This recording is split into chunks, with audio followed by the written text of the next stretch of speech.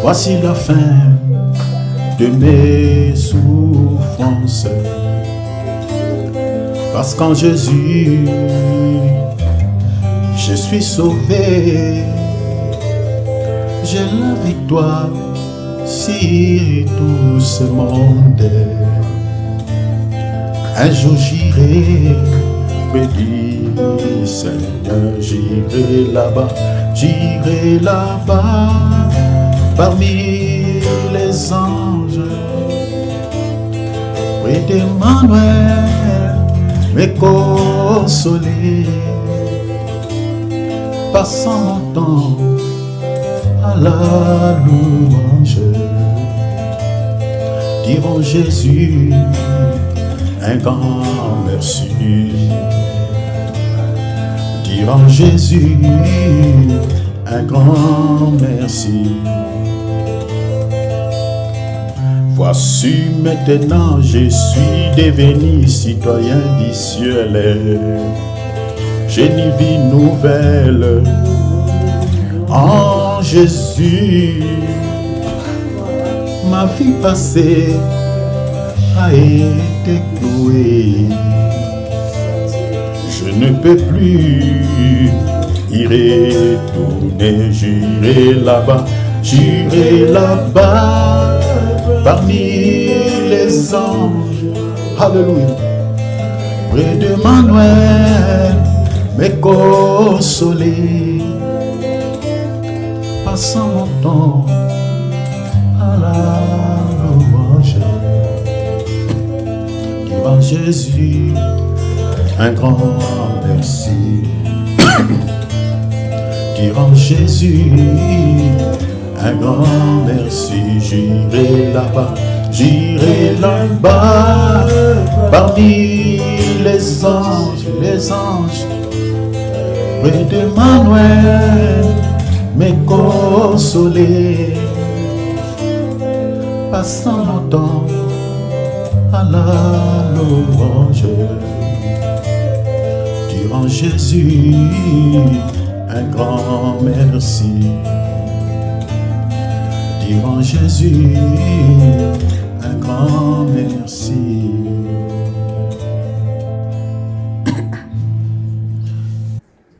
L'un des 4 matins, on va voter des lois de genre que voilà, nous ne voulons plus ça avec les chrétiens, nous ne voulons plus ça avec les chrétiens. Et ceux qui ne vont pas obtempérer à cette décision, ils feront la prison et ça sera le début de la persécution. Donc la persécution est déjà en téléchargement, mes bien-aimés, par rapport à ça. Parce qu'il faut savoir faire la lecture, mes bien-aimés, des temps et de regarder certaines choses qui se passent, mes bien-aimés, avec les yeux spirituels, avec l'oreille, entendre aussi avec l'oreille spirituelle. Ne suivez plus les informations, chers enfants de Dieu, comme tout le monde. Parce que dans la spiritualité, tout ce qui se passe sur la terre, il y a toujours un pourquoi. La persécution est en téléchargement. Déjà, on a rétréci tellement notre champ d'action par des différentes lois. Ah, vous ne pouvez pas faire ceci. Dans certains pays, vous ne pouvez pas baptiser dans l'eau. Ici, en face de nous, ici en Suisse. Si vous allez à Genève, vous ne pouvez pas baptiser. Si vous baptisez les gens dans l'eau, dans les lacs, l'eau que Dieu a créée, on vous arrête, vous allez faire de la prison. Donc, vous voyez comment le diable est en train de rétrécir notre champ d'action pour ne pas mieux servir le Seigneur. Déjà, ça commence petit à petit. C'est dans plus de 150 pays, au moment où nous sommes en train de parler, où les chrétiens sont persécutés. Nous allons prier que le Seigneur, alléluia, nous donne la force. Advienne que pourra. Si des personnes comme Étienne avaient accepté d'être martyrisées, que nous n'ayons pas peur de l'épée de l'ennemi. Nous n'allons pas renier la foi, peu importe les situations ou les circonstances. Même si on nous présente la fournaise, on entrera. Mais on ne peut pas perdre les salis parce que l'ennemi nous présente son épée. Parce qu'il y a des lois, parce que la loi aussi c'est une épée que l'ennemi est en train de nous présenter. Que si vous n'obéissez pas à cette loi, la loi va vous tuer, va vous condamner. C'est ça l'épée de l'ennemi. Mais prions pour que le Seigneur nous donne la force. Parce que la persécution viendra. Que nous ne voulions pas, parce qu'on ne peut pas l'empêcher. Le Seigneur l'a dit, ça viendra. Mais tout ce que nous allons prier, notre prière, notre requête, que Dieu donne la foi. Donne à ces chrétiens qui sont persécutés, déjà qui sont en train de subir la persécution dans certains pays, au coin du monde, que Dieu leur redonne la foi qu'il avait donnée à Shadrach, Meshach, Abednego. Ils n'avaient pas peur du feu. Ils ont été fermes, même jusqu'à la mort. Prions pour ces chrétiens au nom de Jésus. Alléluia. Fille, au nom de Jésus. Alléluia. Motema nange zolue o. Motema nange zolue. Nazokoka te kobomba. Nazokoka te kokanga ye. Wete yozali Nzambe o. Fidèle à bomoi nangai. Fidèle à bomoi nangai. Fidèle à bomoi nangai. Oh mon Père.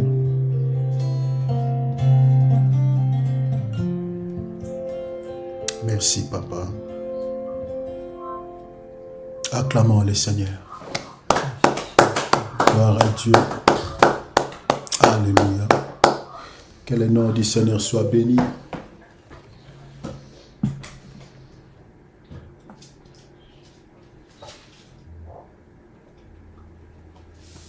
Que Dieu vous bénisse.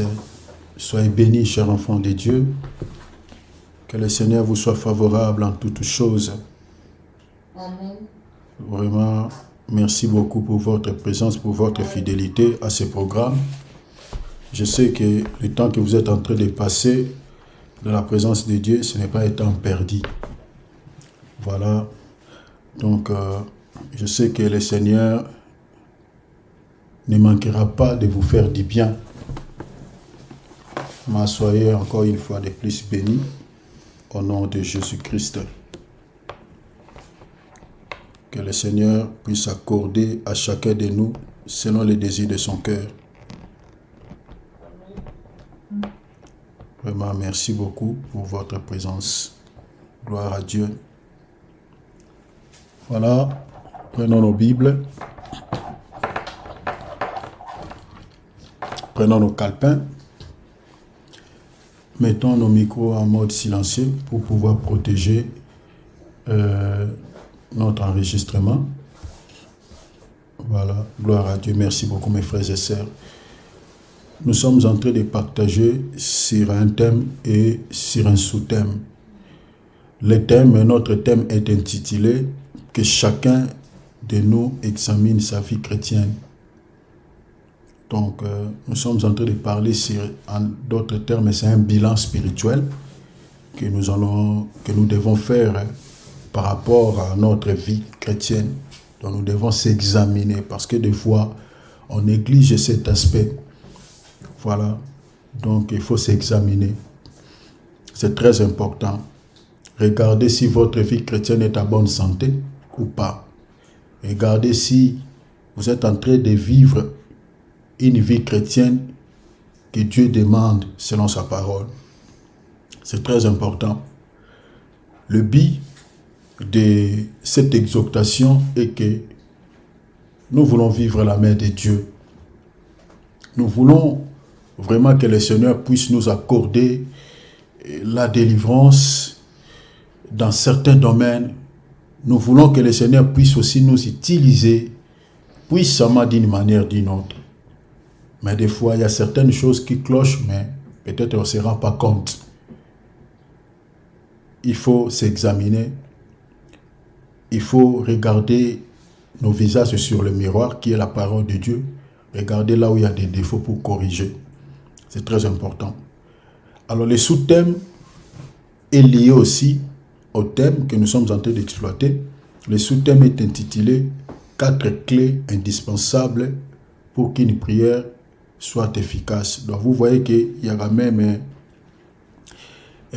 une logique par rapport à ce que nous voulons partager, ce que nous voulons dire par rapport au thème et par rapport au sous-thème. C'est-à-dire, le sous-thème est défini, je crois, par rapport au thème que nous voulons, que nous sommes en train d'exploiter, nous sommes en train de partager. Tout ce que nous allons dire par rapport au thème, il y aura quand même une relation, il y aura quand même un lien par rapport au sous-thème. Donc retenez cela, c'est très important. Alors, je réitère, je dis que chacun de nous examine sa vie chrétienne.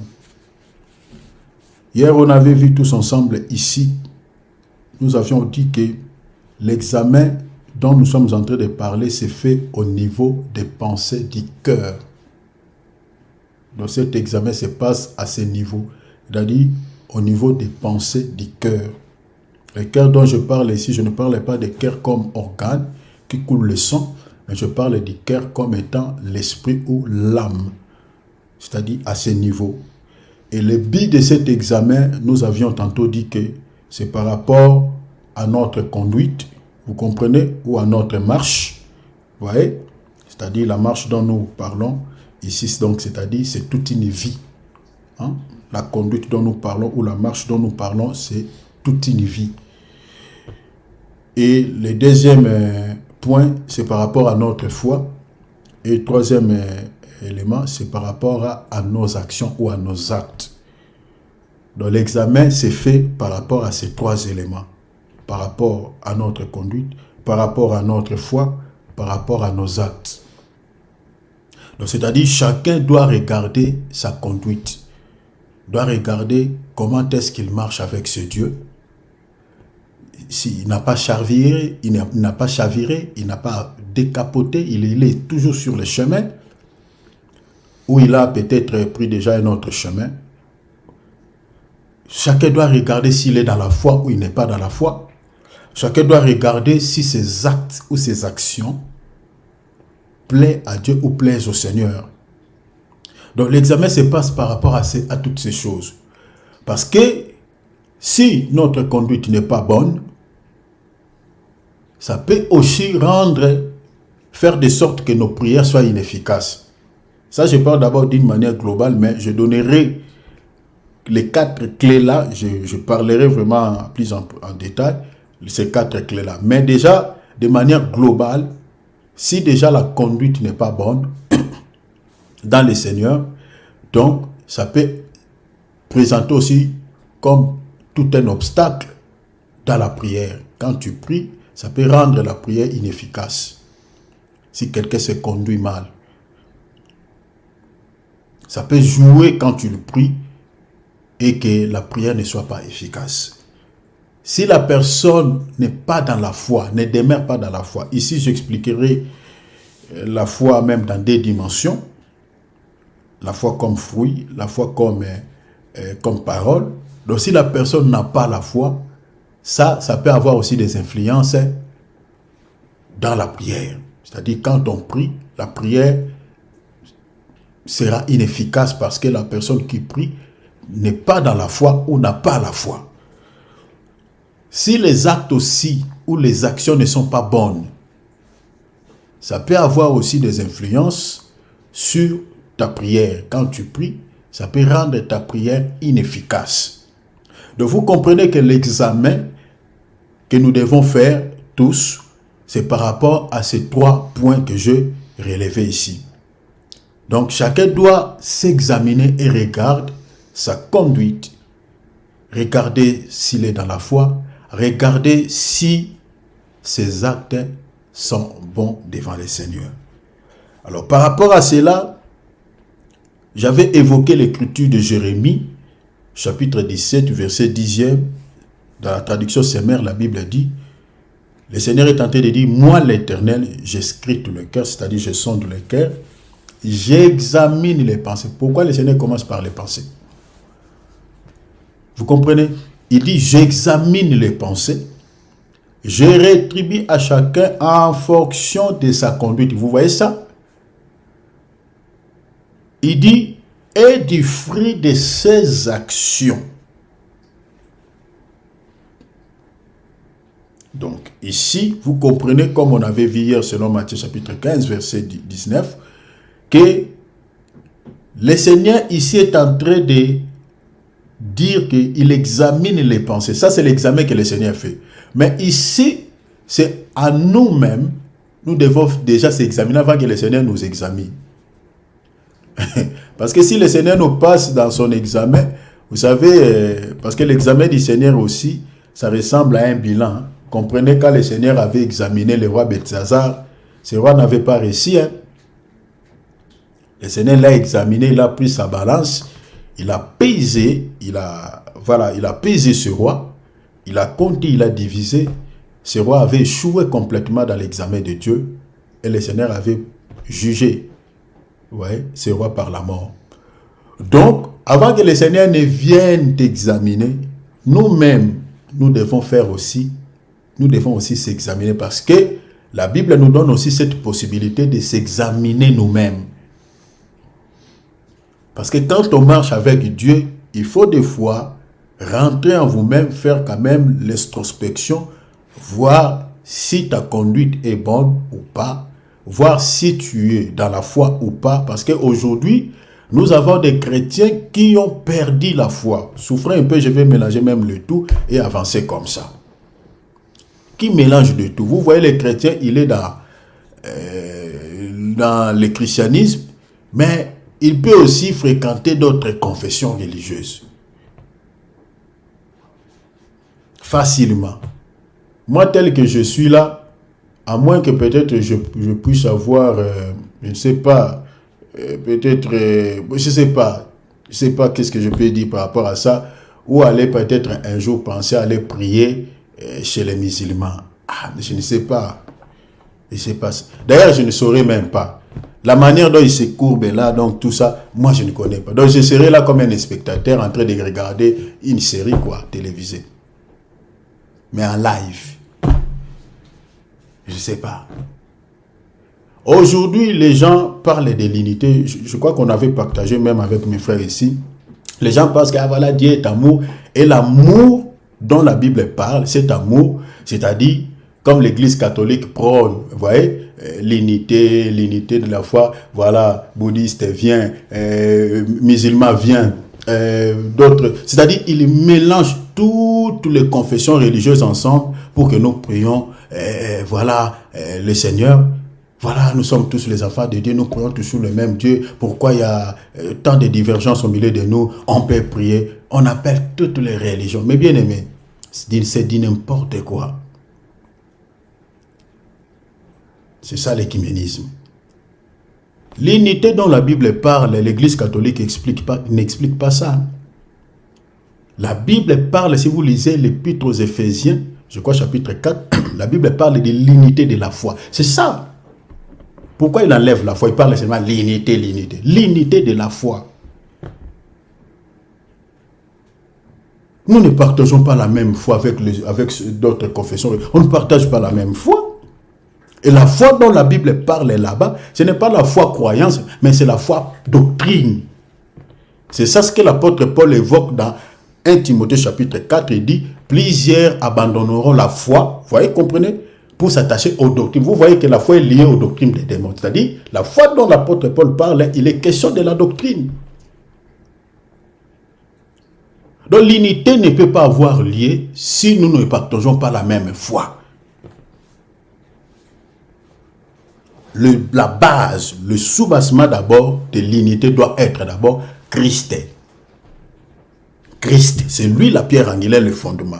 Mais si vous allez chez les bouddhistes, ils n'ont pas de fondement comme Christ. Non. Les musulmans, non du tout. Maintenant, on va s'unir pour parler de quoi? Pour prier quel Dieu?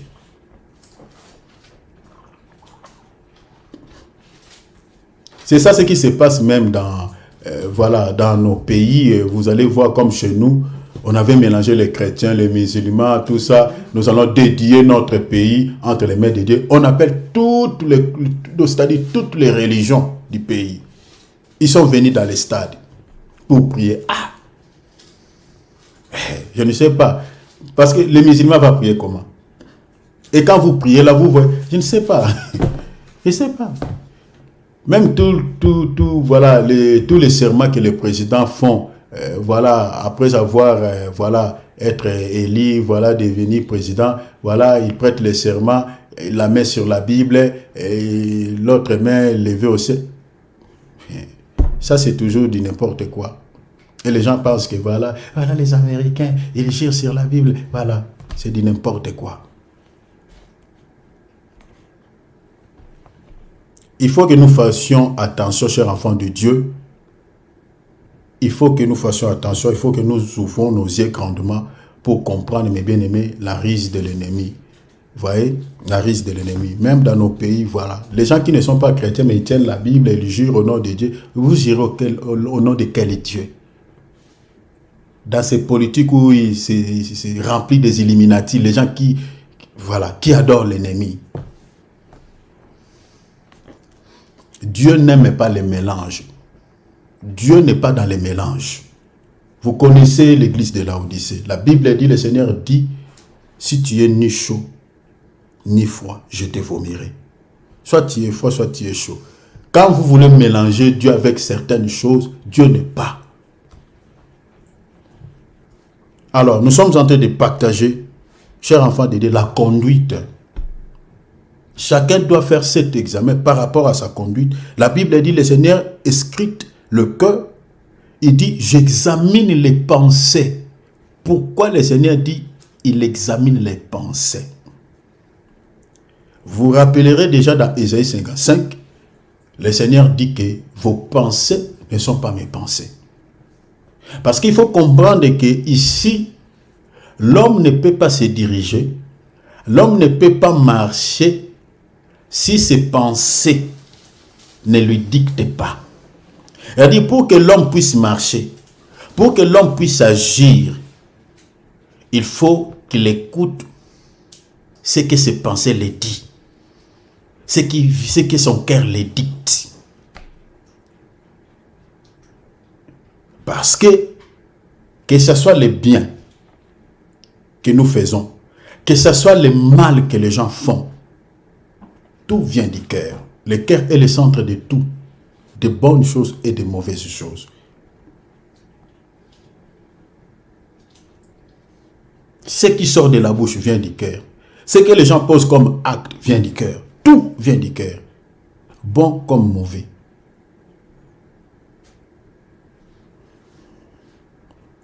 La Bible dit, là où sera ton cœur, c'est là où sera ton trésor. C'est de l'abondance du cœur que la bouche parle. Quand vous voyez quelqu'un insulte, ça vient du cœur. Quand vous voyez quelqu'un, dans sa bouche, il y a des paroles sales, il aime parler des insanités, ça vient du cœur.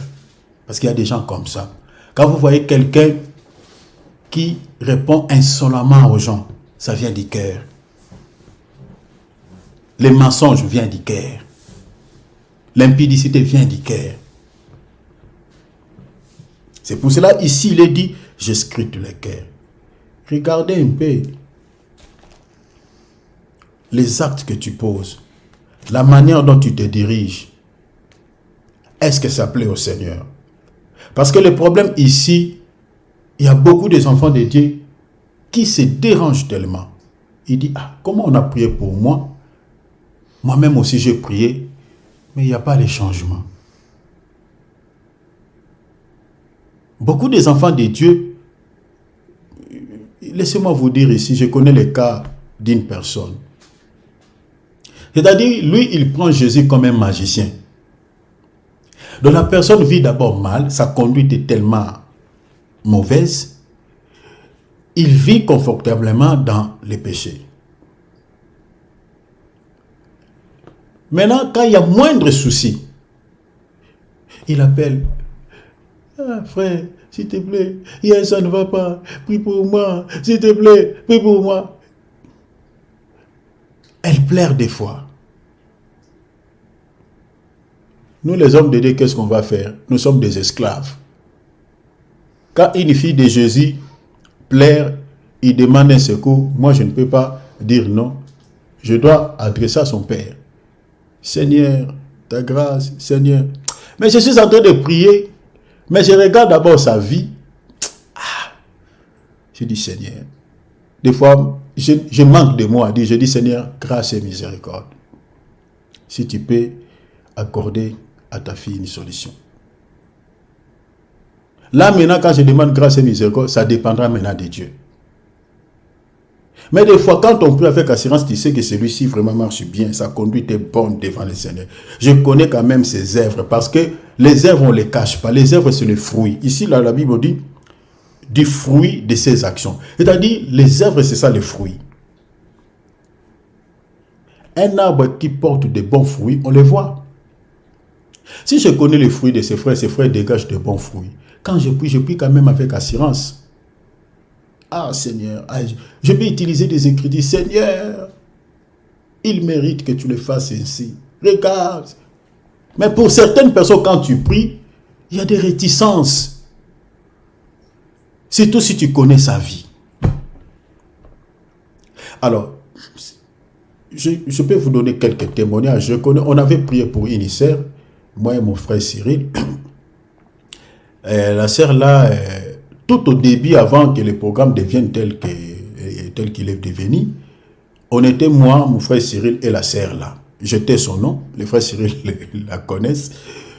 La sœur avait un souci au niveau de santé. Et elle est allée plusieurs fois à l'hôpital. Les médecins ne pouvaient rien faire.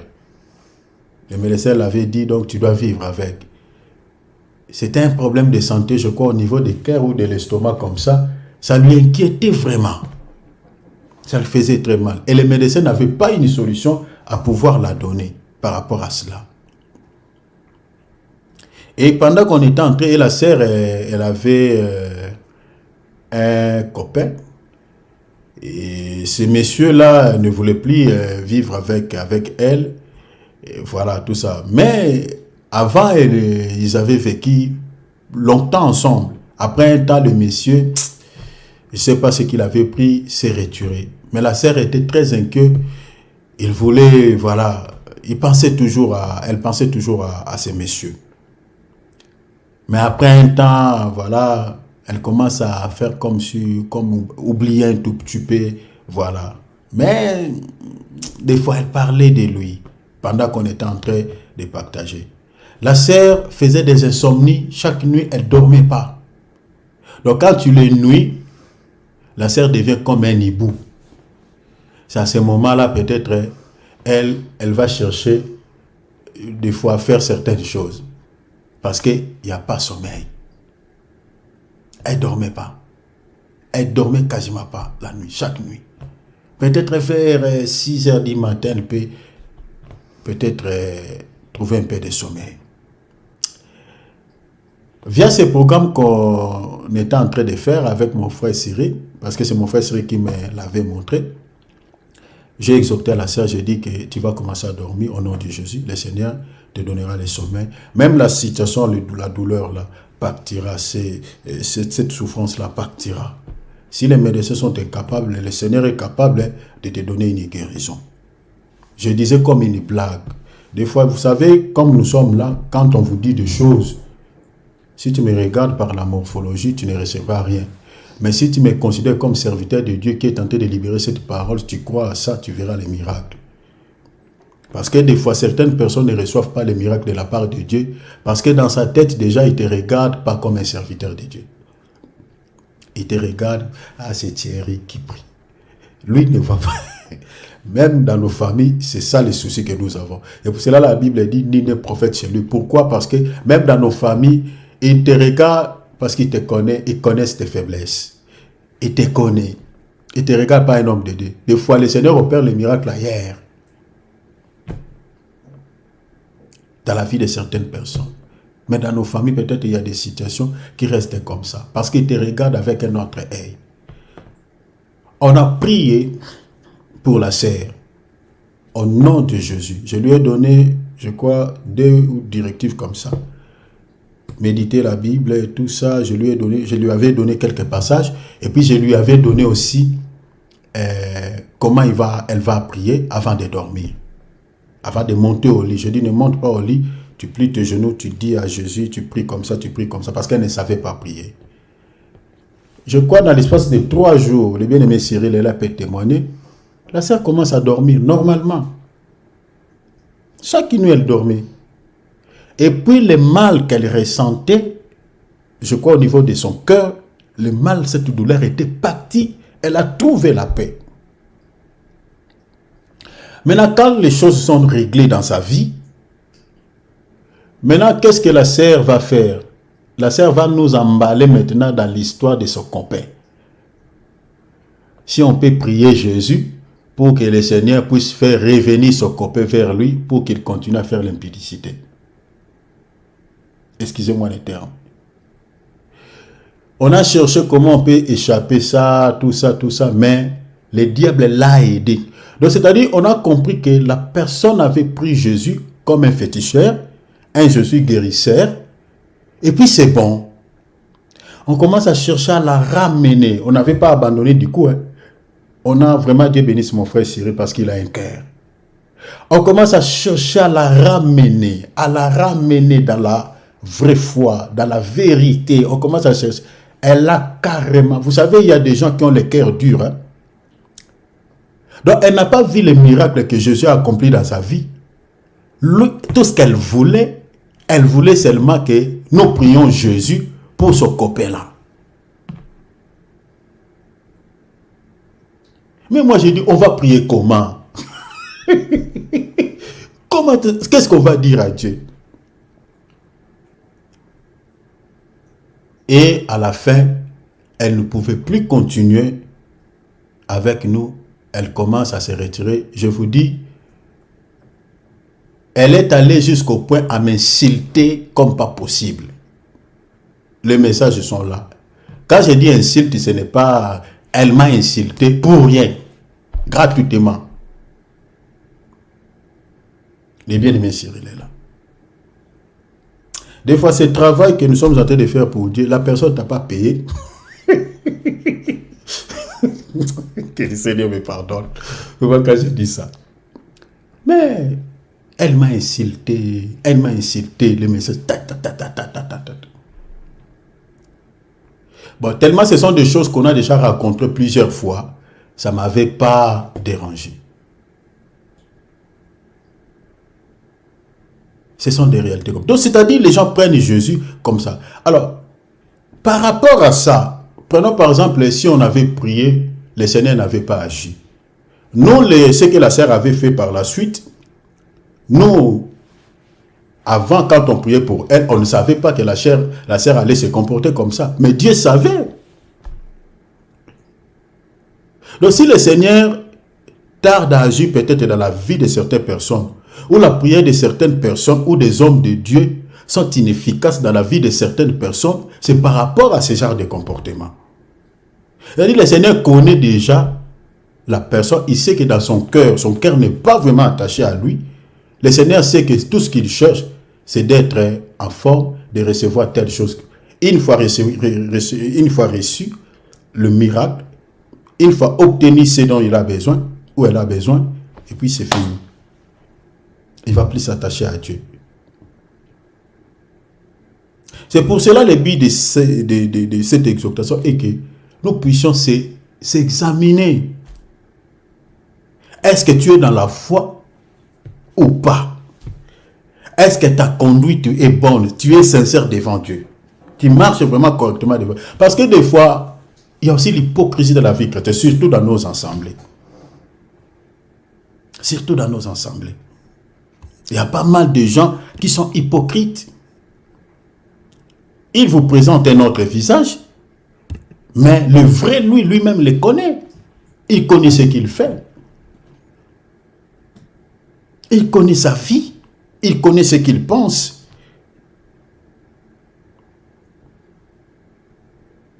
sois sincère avec le Seigneur. Réexamine-toi. Fais des examens. Parce que ça ne sert à rien d'être hypocrite devant Dieu, de se conduire mal ou d'avoir de mauvaises pensées ou de ne pas demeurer dans la foi. Parce qu'il y a d'autres qui, après tout le temps qu'ils ont fait dans le Seigneur, ils n'est pas toujours dans la foi. Il y a certaines choses que lui, il accepte dans la parole. Il y a certaines choses où il n'accepte pas. Il y a d'autres personnes qui sont comme ça. Là, tu n'es pas dans la foi. Tu n'es pas dans la foi. Parce que la vraie foi dont nous sommes en train de parler ici, c'est la parole. La parole de Dieu, c'est un agneau, comme j'avais dit hier, nous la mangeons dans sa totalité. Parce qu'il faut comprendre, comme j'avais dit, l'agneau, on mange tout. On mange même l'excrément. C'est quelque chose qui n'est pas bon. C'est-à-dire, dans la parole, il y a des choses qui vont nous plaire et des choses qui ne vont pas nous plaire. Mais Dieu dit, c'est comme ça. Qu'est-ce qu'on va faire? Obtempérer. Mais il y a d'autres personnes qui disent, ah, ça, moi, je ne suis pas. D'ailleurs, il ne regarde même pas que c'est la parole de Dieu. Il est en train de regarder la personne qui a prêché. Mais si cela est justifié dans la parole de Dieu, ce que l'homme de Dieu a dit et est approuvé dans les Écritures, pourquoi vous allez les mettre à l'écart? Pourquoi vous n'allez pas croire à cela? Il y a certains chrétiens qui sont comme ça. Donc même si vous les présentez les Écritures qui expliquent noir sur blanc cette vérité, lui, il va toujours les rejeter. Alors, ce genre de comportement afflige l'Esprit de Dieu, attriste l'Esprit de Dieu. Quand on ne mange pas l'agneau dans sa totalité, vous savez, l'Israël, je vous dis devant le Seigneur, si l'Israël n'avait pas mangé l'agneau dans sa totalité, l'Israël ne pouvait pas faire l'exode. Jamais. Ne pouvait pas être délivré de l'Égypte. Si la délivrance de certaines personnes aujourd'hui tarde, le problème peut être soit l'homme de Dieu, le problème peut être aussi les fidèles, les enfants de Dieu. Parce que ici, ça ne concerne pas seulement les fidèles ou les enfants, ça nous concerne tous, même moi qui vous parle. Je dois aussi vérifier ma conduite, je dois aussi vérifier ma foi, si je suis dans la foi, je dois aussi vérifier mes actes. Parce que des fois, vous regardez les hommes de Dieu, certains regardent les hommes de Dieu comme, voilà, qu'ils sont arrivés. C'est ça ce que Paul dit aux Philippiens, il dit, ne croyez pas que moi je suis déjà arrivé. Je cours, comme vous, je cours vers le but. Je ne suis pas atteint la perfection. Les hommes de Dieu qui vous prêchent dans les assemblées, là, mes bien-aimés, leurs femmes connaissent leurs faiblesses. C'est ça ce que je parlais avec mon frère Junior l'après-midi ici. Leurs femmes connaissent leurs faiblesses. Si les femmes des hommes de Dieu passent du haut de la chair, là, voilà, il prend seulement les mégots et dit, tel que vous le voyez là, il est comme ça, il fait. L'église se divise, c'est fini. Les gens ne viendront plus. Parce qu'il connaît les faiblesses de son mari. Les membres de nos familles connaissent nos faiblesses. Des fois, quand on leur présente Jésus, on prie des fois. Quand tu es en train de prier, même dans ta chambre, des fois. Il faut comme ça. Pourquoi Jésus n'a pas fait autant de miracles à Galilée? Pourquoi? C'est à cause des membres de sa famille, c'est-à-dire ses frères. Parce qu'il les connaissait. Qu'est-ce qu'il disait? C'est Jésus que nous connaissons, ses sœurs ici. C'est lui le Messie. Ah! Vraiment, vraiment. Je crois qu'il y a même le vieux du quartier qui faisait comme ça. Vraiment, ses enfants sont très orgueilleux. Il disait à Jésus comme ça. Alors que c'était lui le Messie. La Bible, si vous lisez la Bible dit Jésus n'a pas pu faire autant de miracles à Galilée à cause de cela. Ils étaient incrédules, ils le prenaient comme un fils de charpentier. Vous connaissez déjà la vie d'un menuisier. C'était la vie de Joseph, il fabriquait quelques petites choses. Et Jésus peut-être prenait cela, il allait vendre ces gens. Et demain après demain, il se présente comme un messie. Il dit, oh, Mehdi, ce petit qui m'a vendu la chaise ici, c'est lui le meilleur Mehdi, laissons. Et c'est ça. Donc il ne croyait pas à lui. La Bible dit, Jésus ne pouvait pas faire autant de miracles. Même dans nos familles, tu es vraiment ministre de Dieu, mais ils ne croient pas en toi. C'est pour ça qu'ils ne vivent pas les miracles. C'est pour cela qu'il faut faire très attention. Donc ici, je conseille même aux femmes, des hommes de Dieu, il faut faire très attention. Si vous êtes marié à un homme qui sert Dieu, faisons attention. Si tu le regardes comme seulement ton mari, tu ne vas pas recevoir la grâce de Dieu qui est en lui. Il restera seulement ton mari. Mais moi, je bénis Dieu pour ma femme parce qu'il croit quand même à moi que je suis... Déjà parce qu'il a vu aussi des miracles, je pense. C'est pour cela, parce qu'elle est là. Vous voyez? C'est ça l'obstacle. Donc la conduite, l'homme de Dieu doit regarder, parce que nous avons aussi des faiblesses. L'homme de Dieu doit regarder aussi s'il est dans la foi. L'homme de Dieu doit regarder aussi ses actes. Parce que laisse-moi nous dire, mes bien-aimés, les temps auxquels nous sommes en train de traverser, ça c'est un constat que moi je fais, et puis je peux vous le démontrer. La majorité des serviteurs de Dieu, excusez-moi avec les termes, ont des mauvais cœurs comme pas possible. Je parle en guise de cause. Je sais de quoi je parle. Nous sommes en train d'aller vers l'enlèvement, mais si vous regardez les comportements de certains hommes de Dieu, ça peut vous dégoûter de suivre le Seigneur. Je dis certains hommes de Dieu.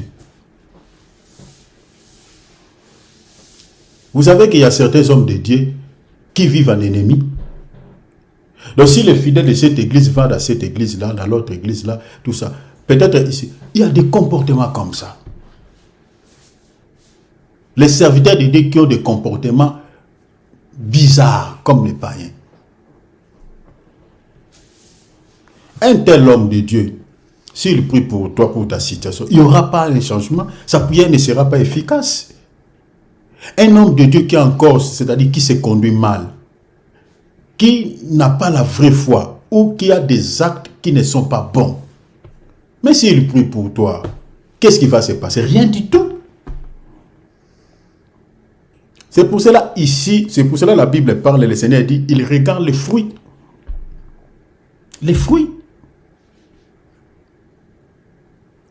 En revanche, toi aussi, si l'homme de Dieu, par exemple, il est dans la foi, sa conduite est bonne, voilà, il dégage de bons fruits. Si toi, le fidèle, ta conduite n'est pas bonne, tu as des mauvaises œuvres, tu ne demeures pas dans la vraie foi, c'est-à-dire dans la parole, la prière de l'homme de Dieu n'aura pas l'efficacité sur toi. Parce qu'il y a des obstacles. Il y a des obstacles. C'est comme je vous disais, toujours initiaire, parce que souvent, si je prie beaucoup pour les chefs, je ne sais pas pourquoi aussi, qui criait sur moi. Mais voilà, tu as prié pour cette situation, mais rien ne va, rien ne marche. Mais si tu regardes sa vie, il est dans la saleté. Elle est dans la saleté. Elle vit mal, très mal. Sa conduite n'est pas bonne. Selon les Écritures, elle est vraiment à côté de la plaque. Mais elle est la première à réclamer sur l'efficacité de la prière. Pourquoi Dieu n'a pas répondu? Regarde, j'avais fait ça, ça ne marche pas, ça ne bouge pas. Mais la faute à qui? Moi, je connais, mais peut-être lui dire comme ça va lui choquer. Nous ne sommes pas appelés à ça. Des fois, la prière des hommes de Dieu devient inefficace à cause de conduite de certains enfants de Dieu. La conduite de fidèles. Si la conduite n'est pas bonne, ça ne va pas marcher. La Bible dit quoi? Dieu n'exauce pas les pécheurs. Mais celui qui l'honore et fait sa volonté, c'est celui-là que Dieu écoute, exauce. Donc, le but de cette exhortation est que nous devons s'examiner. Regarde ta conduite. Qu'est-ce qui empêche que Dieu ne puisse pas décanter cette situation dans ta vie? Ici, j'enlève même la prière des hommes de Dieu, même ta propre prière. Des fois, tu jeûnes, des fois, tu pries. Mais pourquoi cette situation continue à persister? Pourquoi il n'y a pas un changement? Pourquoi il n'y a pas même une petite lumière, même l'aurore dans ta vie? Pourquoi? Donc, examinons-nous. Faisons l'examen, mes chers enfants de Dieu. Les actes que tu poses, comment tu vis? Ta vie avant de connaître Christ et après avoir connu Christ, est-ce qu'il y a-t-il un changement? Regarde tes fruits, les fruits que tu dégages. Est-ce que tu demeures vraiment réellement dans la parole, dans la parole, dans la parole? Ta vie se conforme à la parole. Parce qu'on se ressemble à ce qu'on mange.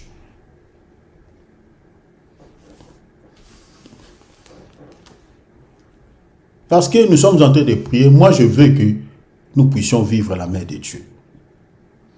Nous puissions vivre la main de Dieu. Mais pour que nous vivions la main de Dieu, il faut se débarrasser de tout ce qui se présente comme des obstacles. De tout obstacle. Il faut regarder, il faut quand même nous puissions faire des examens. Regardez, bon, qu'est-ce qui peut-être peut être un obstacle dans mes prières, tel que je suis là?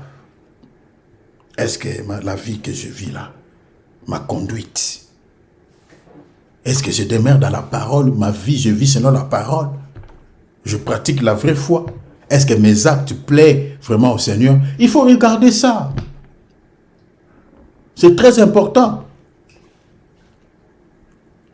Lamentation 3:40, la Bible dit, traduction Semeur, revenons à l'Éternel, examinons notre conduite et retournons à lui. Après avoir fait l'examen, si ta conduite n'est pas bonne, le Seigneur dit quoi? Retourne vers lui. Range ta vie. Retourne. C'est très important. Donc le Seigneur ne te dit pas de continuer, voyez, à demeurer dans cette mauvaise conduite. Le Seigneur dit, retourne vers moi. Retourne. Après avoir fait l'examen, si tu te sens que oui, Seigneur, en tout cas, tu m'as parlé. Ma conduite n'est pas bonne. Seigneur, s'il te plaît, je retourne vers toi. Retourner ici, c'est-à-dire, il faut que tu changes ta manière de vivre. Parce que j'explique la conduite comme étant toute une vie. Ça peut être une vie, c'est-à-dire, je parle d'une vie mauvaise. Vous comprenez? Il faut qu'il y ait les changements. Retourner vers le Seigneur, change ta conduite, change ta manière de vivre. C'est très important. Très important. Ésaïe 50 dit, quiconque parmi vous craint l'Éternel, qu'il écoute la voix de son serviteur. Quiconque marche dans l'obscurité et manque de lumière, qu'il se confie dans les noms de l'Éternel et qu'il s'appuie sur son Dieu. Donc ici on dit, si quelqu'un, parce que j'explique la conduite comme étant aussi la marche, c'est-à-dire une personne qui se conduit mal, c'est-à-dire c'est une personne qui marche dans l'obscurité. Hein? Si ta conduite n'est pas bonne, c'est-à-dire tu marches dans l'obscurité et tu n'as pas la lumière selon la Bible. Mais la Bible dit quoi? Celui qui marche dans l'obscurité, celui dont sa conduite n'est pas bonne devant le Seigneur lui dit quoi? Qu'il se confie dans le nom de l'Éternel et qu'il s'appuie sur son Dieu. Qu'il se confie dans le nom de l'Éternel. Le nom de l'Éternel aujourd'hui, c'est ça le nom de Jésus. Le nom de l'Éternel aujourd'hui, c'est la parole. Apocalypse chapitre 13, chapitre 19 verset 13. Donc, en d'autres termes, ici, si tu veux bien se conduire, ce qui peut te dire, qui peut te diriger à bien se conduire ou à bien marcher, mais bien aimé, à vivre une vie chrétienne équilibrée, une vie chrétienne selon le Seigneur. Le code de la route qui peut te dire à bien marcher, à bien se conduire, c'est la parole de Dieu. Parce que le nom de l'Éternel, c'est la parole. Tu regardes ta vie, tu fais l'examen, tu t'examines par rapport aux Saintes Écritures. si ta vie se conforme à la parole. Si ta vie ne se conforme pas à la parole, tu dois chercher maintenant à vivre selon la parole. Si tu vis selon la parole, tu marches selon la parole, là, le Seigneur est content. Le Seigneur t'aimera. Parce que tu te conduis selon sa parole. Dans la Romains chapitre 8, la Bible dit, tous ceux qui sont conduits par l'Esprit de Dieu sont fils de Dieu. C'est un verset des fois peut-être qui complique certaines personnes. C'est-à-dire être conduit par l'Esprit de Dieu, c'est être conduit par la parole. C'est ça. Maintenant, quand tu es conduit selon l'Esprit ou selon la parole, le Seigneur te considère vraiment comme son enfant, son fils. Parce que dans un autre langage, une personne qui n'est pas conduite par l'Esprit de Dieu, il n'est pas un enfant de Dieu. Il est conduit par l'esprit de l'autre. Je termine par ces versets. Ephésiens 2, 1. Je vais lire le verset 1, 2, 3. Vous étiez morts par vos offenses et par vos péchés. Vous voyez, nous sommes morts par nos offenses, par nos péchés. La Bible dit quoi? Dans lesquels vous marchez autrefois selon les trains de ce monde.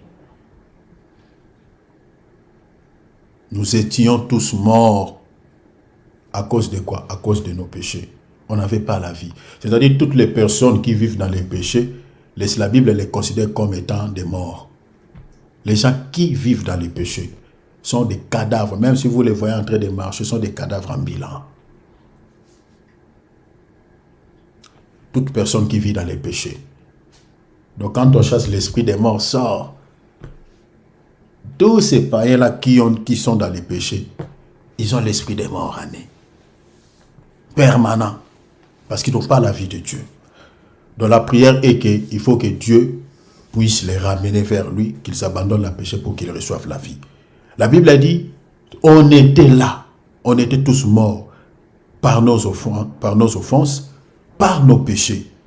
La Bible a dit dans le verset 2, dans lesquels on marchait autrefois. Selon les trains de ce monde. Selon les princes de la puissance de l'air. Vous voyez? De l'esprit qui agit maintenant dans le fils de la rébellion. Regardez la suite, la Bible dit, nous tous aussi, nous étions de leur nombre. Et nous vivions autrefois selon les convoitises de la chair. Vous voyez? C'est-à-dire quand on se laisse conduire par les convoitises de la chair, là, à ce moment-là, on n'a pas la vie. On se conduit, mais bien aimé, en dehors de la volonté de Dieu, en dehors de la parole de Dieu. Donc, les gens qui vivent encore dans la convoitise, en tout cas, cette exhortation est donnée pour vous, de pouvoir prier vraiment le Seigneur, demander l'aide de Dieu, que le Seigneur puisse vous aider à se débarrasser de ses péchés. C'est ça ce qui fera que, quand vous priez Dieu, votre prière ne soit pas efficace. La Bible dit, accomplissant les volontés de la chair. Vous savez que la chair a une volonté. La Bible parle des désirs de la chair et des désirs de l'esprit. Les deux désirs sont opposés. C'est-à-dire, la chair va te proposer certaines choses, l'esprit aussi te propose certaines choses. Mais c'est à toi maintenant de choisir. Mais la Bible dit, autrefois, on accomplissait ou on s'est laissé traîner par les volontés de la chair. La Bible a dit, et de nos pensées.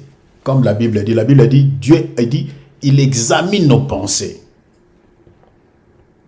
Or, la pensée que nous devons, mes bien-aimés, suivre, où nous devons chercher, ce n'est pas nos propres pensées, parce que si on se laisse guider par nos propres pensées, on va se détourner de la voie de Dieu. Il faut se laisser diriger par la pensée de Dieu. Parce que le Seigneur dit, vos pensées ne sont pas mes pensées. Or, pour être sauvé, il faut penser comme Dieu. Il faut marcher selon la pensée de Dieu. Or, comment marcher selon la pensée de Dieu? C'est marcher selon la parole. Parce que l'apôtre Paul dit quoi? Dans 1 Corinthiens chapitre 1er, je crois, chapitre 2, verset 16, il dit, nous avons la pensée de Dieu. La pensée de Dieu, c'est sa parole. La Bible, c'est la pensée de Dieu. C'est poussé par l'Esprit que les hommes ont parlé de la part de Dieu. C'est-à-dire, ce qui est écrit ici, c'est la pensée de Dieu. Dieu a réfléchi, Dieu a pensé, il a communiqué cette pensée aux hommes et les gens, ils ont mis ça sur le papier. Donc, quand on se laisse guider selon la parole, là, vous marchez selon la pensée de Dieu. Et pour cela, quand Dieu vient sonder, il dit, il vient examiner, regarde si tu te conduis selon tes pensées ou selon sa pensée. Ça, c'est un examen que chacun de nous doit faire. Regarde ta vie, si tu te laisses, tu te guides selon la pensée de Dieu. Pour terminer, Ephésiens 4, 17, je termine ici, on va continuer le mercredi par la grâce de Dieu si le Seigneur tarde à venir. Voici donc ce que je dis, ce que je déclare dans le Seigneur, c'est que vous ne devez plus marcher comme les païens qui marchent selon la vanité de leurs pensées. Vous voyez ça? Nous ne devons pas marcher selon quoi? Selon comme les païens. La Bible l'interdit. Et il y a des chrétiens qui marchent comme les païens. Mon Dieu, que le Seigneur nous aide. Parce que pendant que je parle, je vois l'image de certains chrétiens comme ça. Qui marchent selon comme les païens. Il y a des chrétiens qui boivent qui continuent à boire la bière, qui continuent à boire l'alcool, parce qu'il y a trop de débats. Vous savez, pourquoi des choses? Parce que quand on fait des débats par rapport à certaines choses, les gens aiment seulement que la Bible dise. Vous savez, aujourd'hui, si la Bible dit que l'impudicité n'est pas un péché, vous allez voir beaucoup de frères qui vont aller commencer à aller chercher des sœurs à l'extérieur, parce que la Bible dit l'impudicité n'est pas un péché. C'est pareil avec les gens qui justifient toujours ce péché de l'alcool, de la bière. Dans la Bible, hein, l'apôtre Paul dit, voilà, il n'a pas dit que boire c'est péché. Il dit ne vous enivrez pas, c'est l'ivresse qui est péché. La personne qui est en train de dire comme ça, vous allez voir qu'une fois, en buvant, il était tombé toujours dans l'ivresse. C'est un verset qui est mal interprété. Qui a encore cette vie? Tu étais esclave de série avant de connaître Christ. Tu es dans les Seigneurs, tu es toujours dans cette prison. Tu n'as pas le temps de lire la Bible à cause des films, à cause de cette histoire. Ça me fait mal. Je vois les gens qui sont dedans. Je vous parle des choses que je connais. Parce que la nourriture est donnée autant convenable. C'est pas bien. Ce n'est pas bien. Si vous n'avez pas le temps de lire la Bible à cause de quelque chose de charnel, ce n'est pas bien. Vous étiez dans le monde, vous étiez dans ça. Vous êtes dans les Seigneurs, vous êtes toujours dans ça. Mais pourquoi? Pourquoi? Le Seigneur dit, c'est que vous ne devez plus marcher comme les païens. Tu étais païen, mais aujourd'hui tu n'es plus païen. Il faut qu'il y ait quand même un changement. Tu ne peux plus te conduire comme un païen. La Bible te donne les conseils. La Bible dit qu'ils marchent selon la vanité de leurs pensées. Les païens ne se conduisent pas par la pensée de Dieu. Ils ne connaissent pas le Seigneur. Ils ne connaissent pas la parole de Dieu. Ils se dirigent selon leurs pensées. La pensée de leur cœur. Voilà pourquoi ils commettent des choses. Voilà. Ils sont dans des péchés tous les péchés que nous connaissons. Parce que dans le cœur d'un païen, qu'est-ce qui se trouve là-bas? Ce n'est que les péchés, ce n'est que les faux, le mal. Mais nous, on ne se conduit plus selon nos pensées, mais selon la pensée de Dieu, c'est-à-dire selon la parole. Alors, je m'arrête ici. Chacun de nous doit s'examiner. Regarde si tu te conduis selon la pensée de Dieu. Le Seigneur dit, j'examine les pensées. Je scrute les cœurs. Dans Jérémie, il dit ça. Je rétribue à chacun en fonction de sa conduite et du fruit de ses actions. Regarde ta conduite, regarde tes actions. Ce que tu poses comme acte. Est-ce que ta bouche est délivrée?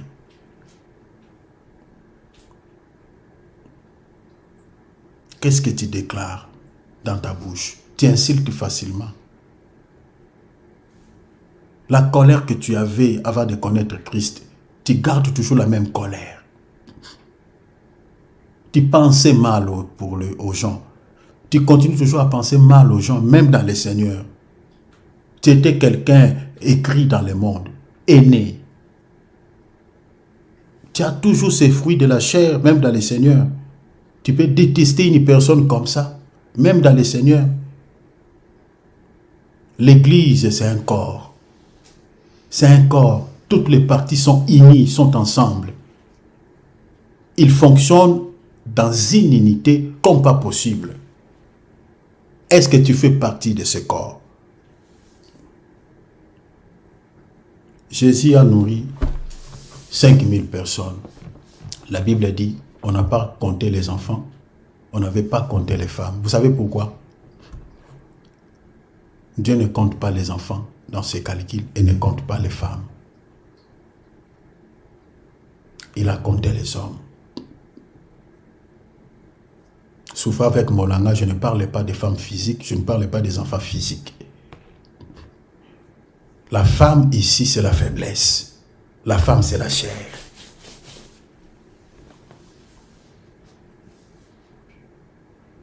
Parce que la Bible dit, la femme, c'est un sexe faible. Or, la Bible dit quoi? L'esprit est bien disposé, mais la chair est faible. La faiblesse, c'est la chair. C'est ça la femme. C'est pour cela qu'on n'a pas compté les femmes. C'était tout un mystère. C'est-à-dire, une personne qui vit dans la chair, Dieu ne les compte pas. Dieu ne les compte pas. Si vous êtes charnel, quand Dieu calcule ceux qui seront sauvés, ceux qui seront enlevés, toi tu es dans la chair, Dieu ne te compte pas. Donc c'est pour cela la Bible dit, réformez vos voies et vos œuvres. Réformez vos voies et vos œuvres. Nous attendons la délivrance dans certains domaines. Mais comment nous pouvons tirer la faveur de Dieu dans nos vies, dans nos familles, si nous-mêmes nous avons certaines choses qui se présentent comme des barrières dans nos prières? Examinons-nous. Si le Seigneur t'a parlé au travers de cette exhortation, parce que celui qui connaît le vrai lui, c'est toi-même. C'est lui qui connaît le vrai, comme je suis là, le vrai moi-même je me connais. Tu te connais toi-même. Tu connais tes faiblesses. Examine-toi. Ces faiblesses-là, c'est ça ce qui se présente comme état de barrière, de blocage, qui rend tes prières inefficaces. Quand tu vas arranger ta conduite, quand tu vas demeurer dans la vraie foi, dans la parole, tu vas dégager de bonnes œuvres, de bons fruits, tu verras même que ta prière deviendra puissante, efficace. Tu pries pour un changement, tu verras. Un homme de Dieu peut prier même 30 secondes pour toi, tu verras le changement. Nous allons prier.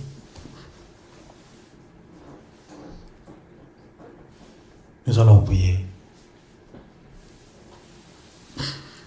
Au travers de cette chanson, pendant que nous sommes en train de chanter, tu pries. Tu demandes la grâce de Dieu. Soutiens-moi, Seigneur. Soutiens-moi, Seigneur. Soutiens-moi, Seigneur. Tends-moi la main. Soutiens-moi, Seigneur. Soutiens-moi, Seigneur. Soutiens-moi, Seigneur. Tends-moi la main. Oh, soutiens-moi, Seigneur. Soutiens-moi, Seigneur. Soutiens-moi, Seigneur. Tends-moi la main. Soutiens-moi, Seigneur. Soutiens-moi, Seigneur. Soutiens-moi, Seigneur. Tends-moi la main. Ouvrons nos micros. Demandons à Dieu de t'aider.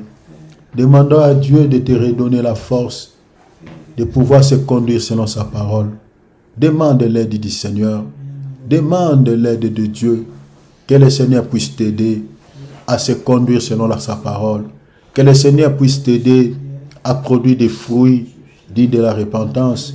Que tes œuvres soient sanctifiées. Que tes actions soient lavées par Dieu. La Bible a dit, heureux ceux qui lavent leurs robes. Heureux ceux qui lavent leurs actions. Ceux qui lavent leurs actes. Que le Seigneur veut que nos actions soient bonnes. Prie le Seigneur qu'il t'aide. Parce que c'est le Seigneur qui peut t'aider. C'est le Seigneur qui peut t'aider à sanctifier tes œuvres. C'est le Seigneur qui peut te redonner la force de pouvoir se conduire selon sa parole, d'abandonner certaines faiblesses de la chair. Prions au nom de Jésus. WhatsApp, Zoom, ouvrons nos micros. Prions au nom de Jésus. Prions, alléluia. Ouvrons nos micros, s'il vous plaît. Alléluia.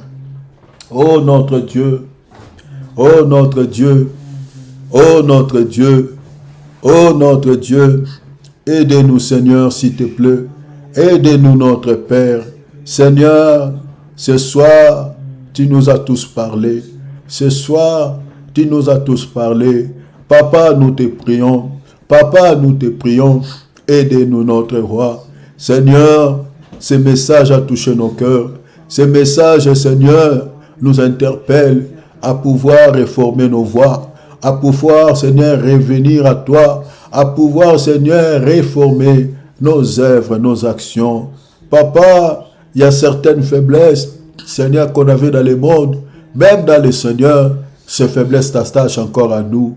Oh notre Dieu, oh notre Seigneur, aidez mes sœurs, aidez mes frères, Seigneur, à pouvoir changer leur conduite, à pouvoir, Seigneur, demeurer dans la vraie foi, à pouvoir, Seigneur, nettoyer leurs œuvres.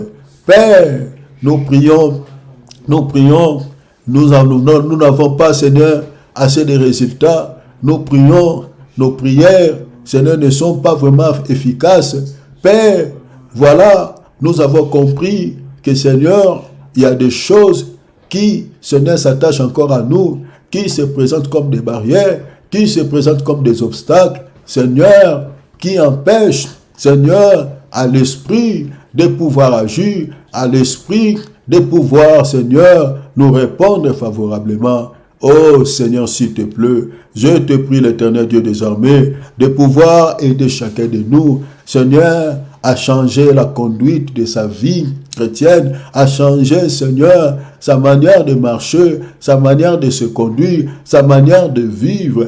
Aide chacun de nous, aide-nous le roi de gloire, aide-nous papa, même moi qui parle, Seigneur, aide-moi. Oh le roi de gloire, aidez-nous tous, parce que nous n'avons pas encore atteint la perfection. Il y a encore des choses, Seigneur, qui s'attachent à nous, certaines faiblesses, nos langages, nos pensées, notre manière de voir les choses, notre manière de se comporter. Oh, je prie Jésus, je prie Jésus, je prie le Seigneur de gloire. Aide-nous, Père éternel, aide-nous le roi de gloire, aide-nous le prince de paix, aide-nous le prince de vie, à pouvoir réformer nos voies, à pouvoir réformer nos œuvres, à pouvoir changer nos conduites, à pouvoir vivre selon la parole, non selon nous, non selon nos pensées, non selon, Seigneur, notre manière de voir les choses, non selon, Seigneur, comme notre tête nous dicte, non, Seigneur, parce que tu dis, ne vivez pas, ne se comportez pas comme les païens, comme les ceux du monde, mais comme les enfants de la lumière. Seigneur, aide-nous à mener une vie chrétienne, Seigneur, qui pleut au Seigneur, une vie chrétienne, Seigneur, conformément à la parole. Aidez mes frères, aidez mes sœurs. Seigneur, nous sommes en train de se lamenter trop dans nos prières. Seigneur, pourquoi tu ne m'écoutes pas? Seigneur, pourquoi tu n'agis pas? Mais Seigneur, on ne réalise pas que, Seigneur, il y a des choses qui se présentent comme des obstacles à la prière. Il y a des choses qui se présentent comme des barrières dans la prière. Quand on se conduit mal, quand on ne vit pas la foi, quand nos actes ne sont pas bons, Seigneur, ça présente toute une barrière, tout un obstacle à nos prières qui empêche à l'esprit d'agir. Oh, ce soir, nous sommes en train de s'examiner. Nous sommes en train, Seigneur, de s'examiner, de faire un examen par rapport à nos vies, par rapport à nos conduites, par rapport à notre manière de vivre, par rapport à notre manière, Seigneur, de se diriger. Père, nous demandons l'aide, nous demandons grâce, nous demandons une faveur. Aide-nous, Jésus. Aide-nous, le roi de gloire, Père, à se conduire selon la parole, à vivre la vraie foi, au nom de Jésus. Aide chacun de nous, Seigneur, à mettre en application, à mettre en pratique, Seigneur, ce que nous venons de parler, au nom de Jésus. Remettons cette nuit entre les mains du Seigneur, que le Seigneur nous parle, que cette nuit soit une nuit paisible, une nuit de paix, que le Seigneur te parle au travers de son jeu de vision, dans le nom de Jésus, prions, alléluia.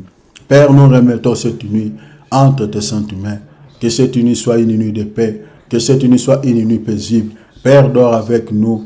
Oh Père, nous demandons ta sécurité, nous demandons ta protection, nous demandons, Seigneur, que tu nous sécurises, que tu nous protèges. S'il te plaît, le roi de gloire, s'il te plaît, le Seigneur de gloire, veille à notre sommeil, éloigne de nous toute surprise désagréable, toute visitation diabolique. Père, au nom de Jésus, couvre-nous par l'ombre de ta main puissante, sécurise nos âmes, sécurise nos vies, sécurise-nous, couvre-nous, protège-nous, au nom de Jésus, au nom de Jésus. Je demande ta sécurité, je demande ta protection, je demande ta sécurité, je demande ta protection. Oh notre Dieu, fais à notre sommeil. On n'attend rien de la part de l'ennemi. Seigneur, s'il te plaît, protège mon épouse, mes enfants. Protège-nous, Seigneur, s'il te plaît. Je demande la sécurité de Jésus. Seigneur, pour la vie de mes parents, pour la vie de mes frères et sœurs, pour la vie, Seigneur, de mes frères et sœurs dans le Seigneur. Je demande la sécurité de Dieu. Je demande la protection divine. Au nom de Jésus, Père, sécurise-nous. Au nom merveilleux de Jésus.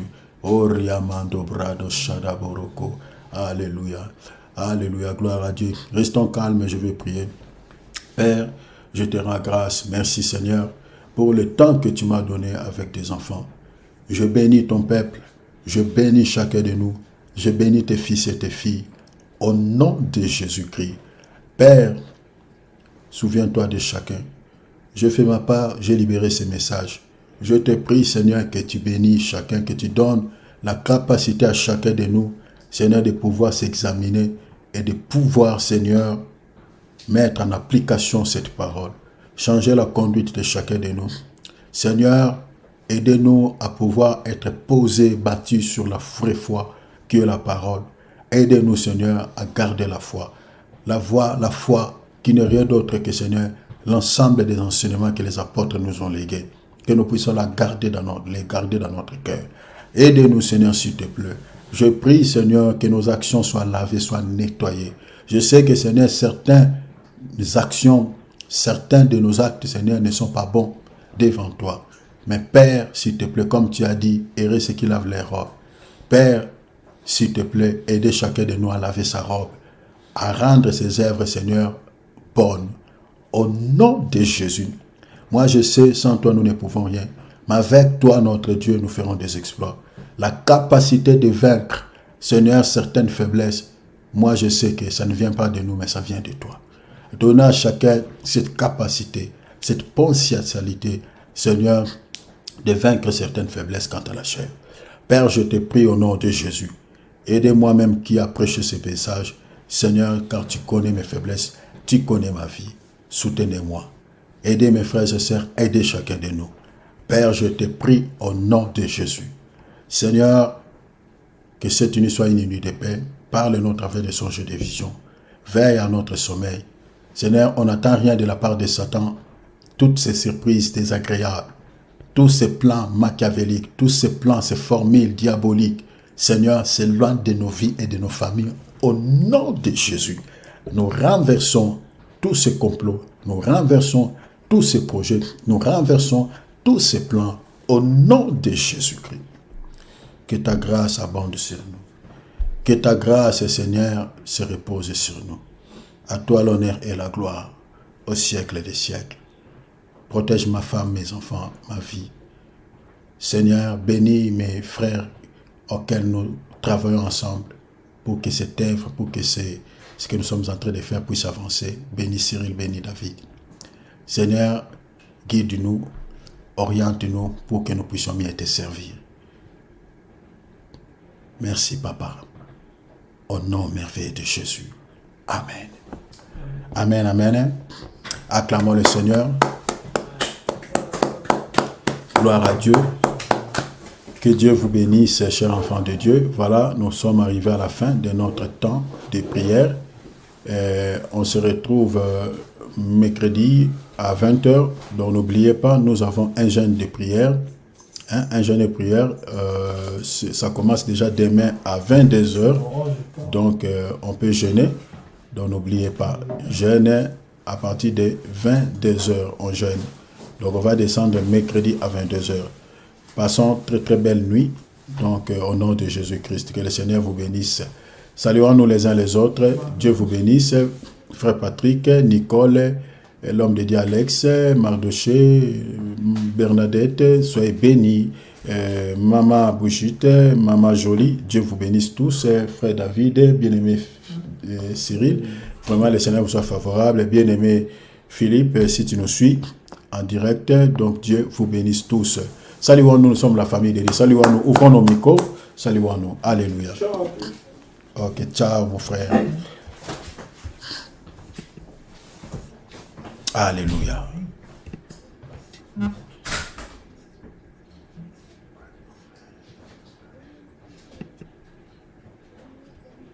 Sois béni, bien-aimé Philippe. Dieu te bénisse. Merci mon frère. Sois béni.